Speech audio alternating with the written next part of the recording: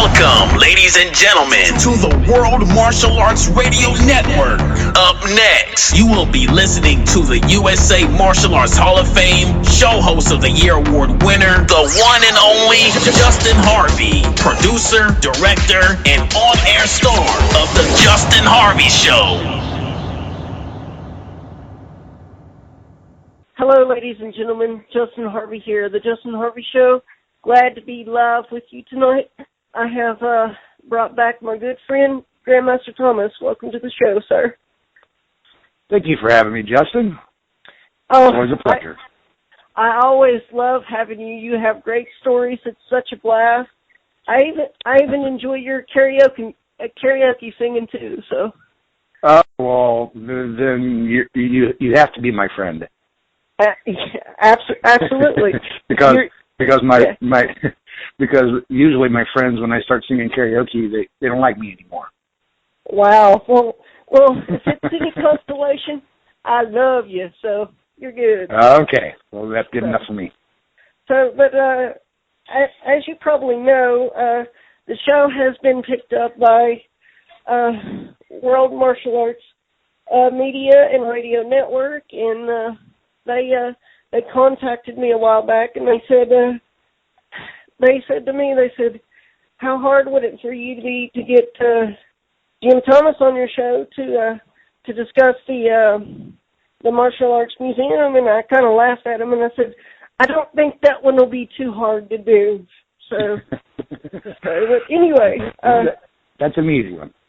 Yeah. So can you tell us about the museum? Well, certainly. You know, the USA Martial Arts Hall of Fame is the original Hall of Fame. Mm-hmm. Now, there's quite a few different organizations and things that have copied and done the same thing, and God bless them all. You know, we don't have nothing bad to say about nobody. Just for the simple fact that McDonald's moves next door to Burger King every day, and neither one of them suffer. They all do well, and ours does well. And you know, we keep that theory. We don't like to talk bad about anybody, other organizations, or just simply as martial artists in general. We don't like to do that. I won't tolerate that, nor will anybody that's on our board of directors. Yeah. And with that in mind, you know, for many years, we had kind of like makeshift little museums. We did one in Richmond, Indiana for a while, mm-hmm. and then I sold the building. But we didn't do it at the scale we're doing it now. I kept all those sentiments of different people that I had at that period of time. And then we did one in Lubbock, Texas. It was ran by somebody else, actually, one of my friends. He passed away. And I kept those items and stuff as well. And, you know, decades went by, and we've not had an actual physical location.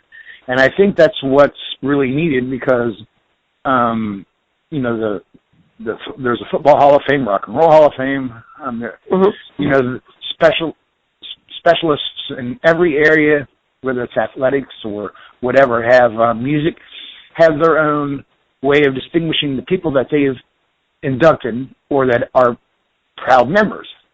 I've this last decade, I've been so busy that I just really haven't put it to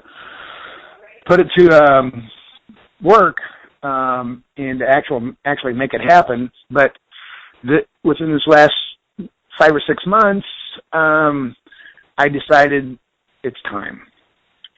So we've got a physical location, and it's in Belen, New Mexico, and it will be not only a martial arts museum, but we will be doing competitions in there as well. It's not a karate school or any kind of a martial arts school. It's only set up to be a museum and a housing area for seminars and featuring martial artists. It's 140,000 square feet, so that's pretty large if you can only imagine. And we're not to the point yet, even though some people have already started sending stuff in. I'm getting momentums from people that have passed away, people that are celebrities, and people that I know that have been around forever, hundreds of years, it seems. And this will be a museum, one of a kind. We're even going to have some live statues, all kinds of stuff. It's just awesome stuff. Wow! So, wow! Yeah, the museum will take a little bit of time to go through it and see it all. We have one special room that's just in the area where people that have been part, because we've been in existence now for 40 years, and a lot of the people that were in existence that were elderly back then have passed away. Yeah, yeah. So consequently, those people we want to have featured in a memorial room. You met one of them. He just passed away. Or Herb Mullins. If you remember old Herb. Oh, yeah. It seems like every day. Yesterday I lost 2 friends that were Hall of Famers. That was just yesterday. Jeez. So I want to keep their legacies and their memories alive for those that have passed and those that are still living in an actual museum. That's amazing. So basically it's going to be like what the Rock and Roll Museum is for the equivalent of martial arts, basically. Exactly. That's the picture that I'm getting. Yes. So, and that's going to be wonderful, in my opinion, Master Thomas. I'm excited. You know, it just gives me chills up and down my spine whenever I walk into the place and we're doing things. Just the visions that I have. It's a work in progress. Don't get me wrong. It's such a big space that I wanted to do it for several months, and it's going to take a little longer than that to get it completed and open, but it will be done, and we're excited about it. So it's definitely going to be open this year, correct? Oh, yes. Yes, okay, because I had at first heard that it was going to be January. I guess y'all had... I thought it was going to be January, then I said maybe February. And then, the beginning of the cycle of the events that we have for this year started to come into play, which is very time-consuming. I have Miss D in Ohio and Miss Lori in New Mexico and Stella and everybody. I'm working, nonstop on the production of getting the Hall of Fames ready and for the regions. And that's been time-consuming. I haven't been able to spend as much time doing that as I wanted to, but things are pretty well in place now and back to work. Even though we've never completely stopped. It's just we just didn't do it as fast as I wanted to originally. But we're back at it, and I'm hoping by the summertime, maybe the end of summer, we'll be ready, if not sooner. That's awesome. I definitely got to make it down there for sure. Oh yeah, you'll be you and everybody else that will be there will be excited, not only excited but amazed. Oh, and I want to go ahead and release this, Master, because since you're on here, me and you talked about this months ago, and I'm sure you know what I'm talking about. But in a couple years, what I want to do specifically to inspire others, in a couple of years, I'm actually going to be looking into donating the wheelchair that I was inducted in to try to inspire others. So awesome. Well, it's funny too, because the Hall of Fame isn't. The Martial Arts Hall of Fame museum won't be just featuring the people that are young, vibrant, can do 360 jump spinning kicks. It's inspired at many different levels. We have people that are very frail, that study the martial arts because of health problems. Some are big, and they can't completely diabetes and things, and they can't get down to be a skinny person like they would like to be. There are people that are handicapped in many ways. You yourself is an example. We have Down syndrome people. We have the martial arts. The martial arts world is filled full of love, and it doesn't have to be a 240-pound muscle-bound athlete that's going to be in this museum. Wow! It's the people that have contributed to the martial arts in many different ways and different capacities. That's what it's all about. It's for people like you, Justin. It's for people like me. It's not only for the people that are superstars, but it's for the people that make our industry what it is, and that's the beautiful part. There's people like you that are inspiration. So many people see that. He's driving around in a wheelchair. He was running over my toes last year, and you thought it was funny. Well, and that's the love that the martial arts world brings. And that's the love that I want to share as a contributing person to the martial arts world by having this museum. Yeah, and a funny story I wanted to share real quickly too. And the reason I wanted to do that, Master Thomas, I was just busting your chops, just playing with you, you know. Cause that's how I it was funny. You know? So it was funny. They weren't new shoes, so I'm okay.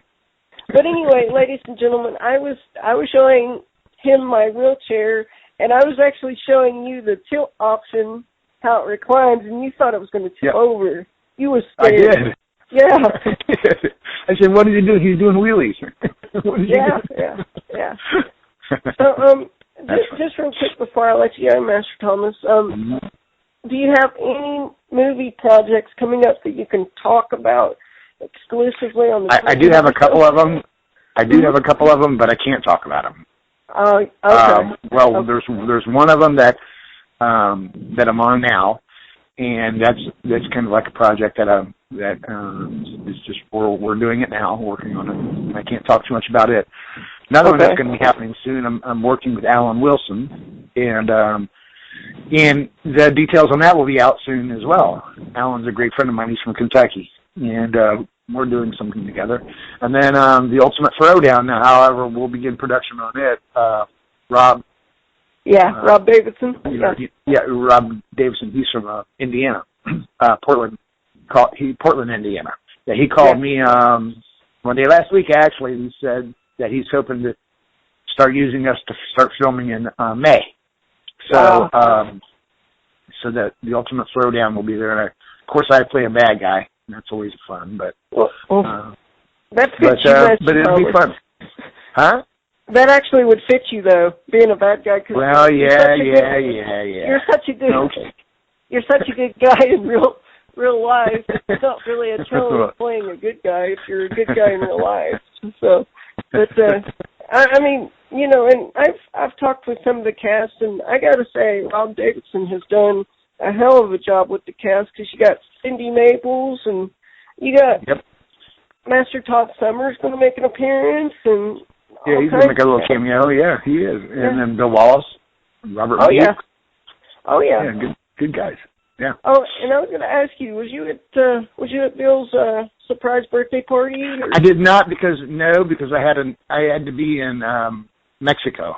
I was in Mexico and I wasn't able to go. And but I heard he had a blast, and that was good. Wow. Bill's been a friend of mine. He's been a friend of mine for 40-something years. Well, I was going to pick on Bill about not getting an invitation or hearing about it until afterwards. I would pick on him, but I'd be afraid he'd kick me in the head. So. Well, see, he didn't know about it. Jane, his wife, was the one that set it all up, and it was all a hush-hush thing. Well, he was floored. So if she don't know everybody. She just invited the people that she knew that has known him for a long time. Not just everybody that knew him, because she was afraid to put it out there like that. That way it would have ruined the surprise. But he had a good time. Yeah, that makes sense. And I did hear that Chuck Norris sent in a video, and then Michael J. White was there, and it looked like it was a blast. So yeah, he had fun. So I wanted to say lastly, I think it was cool that you got to go to Dancing with the Stars and be backstage there. Yeah, Paul Picknard set that up. We went there, and Joey from the Backstreet Boys and all the singers there. We all hung up afterwards, hung out. A girl named Cynthia does a lot of the horror films. We all went to a place in L.A. afterwards that kind of like a select type of group, VIP only people are allowed to go in, nightclub, lounge or whatever. We all got to eat and hang out, and it was kind of cool hanging out with some of those kind of people. So we had a good time. Well, and lastly, and then I'll get your final thoughts. I wanted to tell you that you know that I'm a part of White Tiger Martial Arts now, and in a few months, Master Summers is going to be coming to my home to test me for my yellow belt. Well, congratulations. So, and I'm a good guy too. He talks about you all the time. You've got a great friend right there. He's the one that got got me in tune with you. Absolutely. He's always been a great guy. I mean, honestly, he when he talks to me, we talk for several hours. Yeah. You know, so. I actually think I've known him just about 10 years now. And wow. That guy, I just can't say enough good things about Todd Summers. Wow, he's my true friend. Guy. Yeah. He's a true friend. Well, we're all true friends, Master Thomas. Yes, we are. Yes, we are. It's a beautiful circle. Because honestly, to me, last year getting to actually meet you and sit down and talk with you, that meant the world to me. You know, I was like, well, it did really me cool. too. Just the same. Did the same. So, do you have any final thoughts before I let you go? No, I just want to tell you and everybody else that everybody is welcome to visit the USA Martial Arts Hall of Fame.com website and keep in touch with it. Updates for the museum will be on there. All the dates of our locations will be posted. Updates. It's USAMartialArts.com. And the last thing I'd like to say to everybody is just keep on kicking. Absolutely, and kick as hard as you can. So. Yes, sir. So, thank you for your time, sir. Take care. You're welcome. Bye. All right. You have been listening to The Justin Harvey Show here on the World Martial Arts Radio Network. Be sure to tune in again next week for his latest show. Thank you for listening. Hi, I'm Stephanie Ma from World Martial Arts Media, and today I'm here to tell you about LegacyBelts.com. Legacy Championship Belts and Awards is the world's premier manufacturer of custom and cast championship title belts who supplies belts to the top professional boxing, MMA, and wrestling organizations on the planet. If you're a promoter or collector looking for a high-quality MMA, martial arts, boxing, wrestling belt, or even a belt for a special event, then you need to visit LegacyBelts.com today. Be sure to like us at www.facebook.com/LegacyBelts. Hi, Stephanie Ma here again with a special report from World Martial Arts Media about LegacyFightGear.com. Legacy Fight Gear is the official supplier to the world's oldest and most respected martial arts organizations. They have been manufacturing high-quality, affordable products for over 30 years. Visit their new online catalog at LegacyFightGear.com today. School owners who want to raise money for their teams can register to get a wholesale account and become a distributor for LegacyFightGear.com. Don't forget to like our official page at www.facebook.com/LegacyFightGear.